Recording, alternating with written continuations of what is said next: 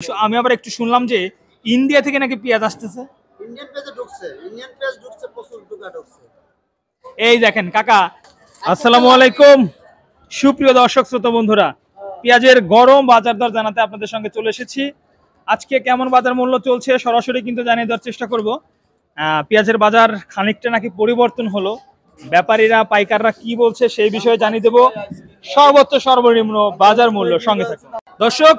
আব্দুল হালিম ব্যাপারীর সঙ্গে আছি। কোথায় পেঁয়াজ দিচ্ছে বা পেঁয়াজের বাজার পরিস্থিতি কেমন রয়েছে সেই বিষয়ে আমাদেরকে জানিয়ে দেবেন। আসসালামু আলাইকুম। ওয়ালাইকুম আসসালাম। কেমন আছেন আপনি? আলহামদুলিল্লাহ আছি ভালো। আচ্ছা, একটু আপনার পরিচয় দিয়ে আমরা কোন হাটে আছি একটু জানাবেন। এটা বনগ্রাম। বনগ্রাম, মিয়াপুর। আচ্ছা, আপনার বনগ্রাম হাটে আমরা আছি। আচ্ছা, আজকের বাজার পরিস্থিতি কি অবস্থা রয়েছে? আমরা শুনলাম পেঁয়াজের বাজার নাকি আজকে একটু কমলো। 4200 পরে 4000। মানে শুরুতে দাম একটু বেশি ছিল। জি জি। দেশির বাজার কত গেল আর কিংসের বাজার কত গেল? কিং গেল 38 39 আর দেশাল গেল 4041। 4041। 4200 পর্যন্ত কি আছে? 4200 পর্যন্ত গেছে প্রথমে। 4200 প্রথমে গেছে। আচ্ছা, একটু জানতে চাইবো এই যে বাজার মূল্য মনে হলো একটু কম, কারণটা কি? আমদানি আছে, তারপরে ঢাকা বেচা কিনে নেই। ঢাকায় বেচা কিনা কম। আমি আবার একটু শুনলাম যে ইন্ডিয়া থেকে নাকি পেঁয়াজ আসতেছে। ইন্ডিয়ান পেঁয়াজ ঢুকছে, ইন্ডিয়ান পেঁয়াজ ঢুকছে, প্রচুর ঢুকছে। এই দেখেন কাকা, এখন কি বলছেন, মানুষ মানে বাঙালি কি পাগল, কোনো কিছু হলে ইন্ডিয়ার সাথে সম্পর্ক শেষ, ইন্ডিয়া বয়কট। কিন্তু ইন্ডিয়া ছাড়া কি আমাদের চলা সম্ভব বলেন? না না, অত কিন্তু সোজা না। বেশি না। হ্যাঁ, অবশ্যই বিভিন্ন মানে খাদ্য দ্রব্য আমাদের আসে। ইন্ডিয়ান আমার পানি দিতে সুন্দরভাবে দেশ তোলা যাচ্ছে। আর কি চাই আমরা দেশে? ইলিশ মাছ দিয়ে নেই বলে পানি দিয়ে শেষ করে দিচ্ছে। ইলিশ মাছ দিয়ে নেই বলে আমারে পানি দিয়ে শেষ করে দিচ্ছে। ইলিশ মাছ সব ভোলা করে দিচ্ছে। আচ্ছা, ইলিশের বিষয়ে আমরা বাদ যাই। পেঁয়াজের বাজার নিয়ে কি সম্ভাবনা রয়েছে?